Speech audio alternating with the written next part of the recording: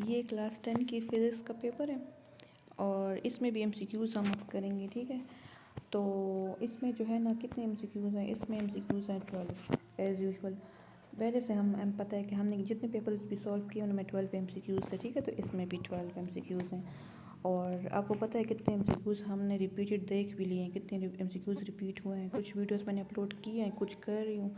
और एक और बात मैं आपको हमेशा कहती हूँ कि ये मर्दान बोर्ड का पेपर है, ज़रूरी नहीं कि मर्दान बोर्ड में इसके क्वेश्चंस रिपीट होंगे, बल्कि दूसरे बोर्ड्स में भी हो सकते हैं। तो इसी तरह दूसरे बोर्ड्स के भी आपने देखते हैं अगर आप मर्दान बोर्ड के हैं, ठीक है। तो मिक्स्ड आप देखा करें क्योंकि कोर्स तो एक ही है ना। तो ये फिज़िक्स का पेपर है। अच्छा आप चलते हैं, इसको सॉल्व करते हैं।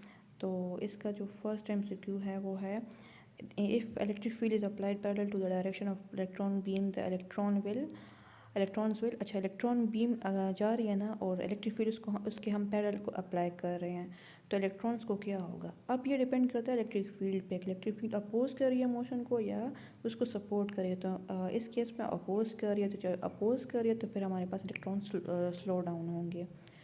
सेकेंड है, which one of the following information storage device is least use these days.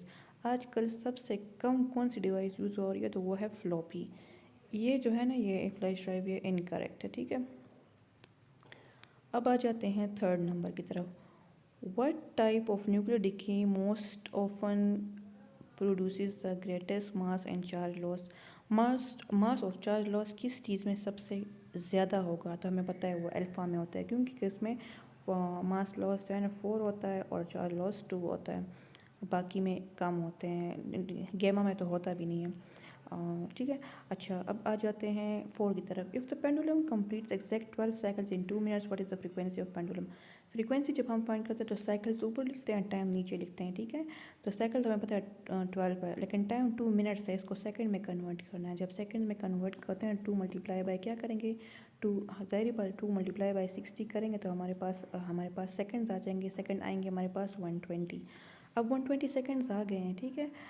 तो अब हम पता है साइकिल्स 12 है, 120 सेकंड्स बन गए हैं। मिनट्स नहीं लिखने हैं, सेकंड्स लिखना है। तो जब इनको हम डिवाइड करेंगे तो हमारे पास 0.10 हर्ट्ज़ आ जाएंगे।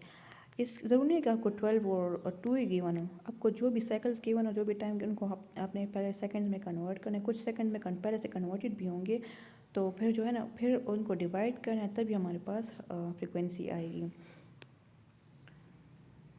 Slip rings are part of MCQ number 5 है। तो स्लिप रिंग्स कहाँ पे होते हैं, वो एसी जनरेटर में होते हैं, ठीक है, ये याद रखना है। और स्प्लिट रिंग्स किस में होते हैं, स्प्लिट रिंग्स मोटर में होते हैं, डीसी मोटर में। Cathode rays are beam of 6 number है। कैथोड रेज जो है ना, ये 3 दफ़ा रिपीट हुआ है, ये इलेक्ट्रॉन्स होते हैं, ठीक है। 7 नंबर है, the loudness of sound is most closely related to. Loudness किस चीज़ से रिलेटेड है, एम्पलीट्यूड के। अच्छा, अब इसमें 2 टाइप ऑफ क्वेश्चन आ सकते हैं। लाउडनेस एम्पलीट्यूड से रिलेटेड है, ठीक है।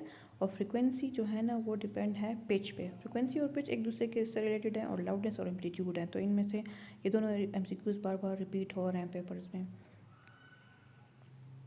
8 number, the human I forms the image of an object at its. तो ये भी रिपीट हुआ है, ये हमेशा इमेज बनाता है रेटिना पे।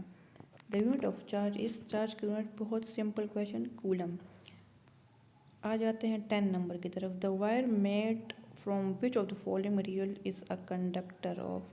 अच्छा, बस इसका सिंपल मतलब ये है कि किस चीज़ से अगर हम वायर बनाएंगे तो वो कंडक्टर होगा, तो ज़ाहिर बात है वो इन सब में ये सारे इंसुलेटर से सिवाय सिल्वर की। 2 resistors of resistances 1 ohm are connected in parallel. The equivalent resistance is, अगर resistance इस parallel में connected है और दोनों जो है ना 1 है, ठीक है, 2 resistors हैं। तो जब दोनों 1 है तो पहले 1 और 1 को हम ऊपर जो है ना न्यूमरेटर में इनको हम मल्टीप्लाई करेंगे, 1 मल्टीप्लाई बाय 1, और उन्हीं 2 को नीचे ऐड करेंगे। तो 1 मल्टीप्लाई बाय 1 से 1 आएगा, 1 प्लस 1 से 2 आएगा, तो 1/2 जब हम करेंगे ना तो हमारे पास 1/2 से आंसर आएगा 0.5। इन्होंने इनकरेक्ट मार्क किया हुआ है, हमारे पास 0.5 आंसर आता है। A transformer is use for, transformer हम कहाँ यूज़ करते हैं, किस चीज़ के लिए यूज़ करते हैं, एसी वोल्टेज के लिए यूज़ करते हैं।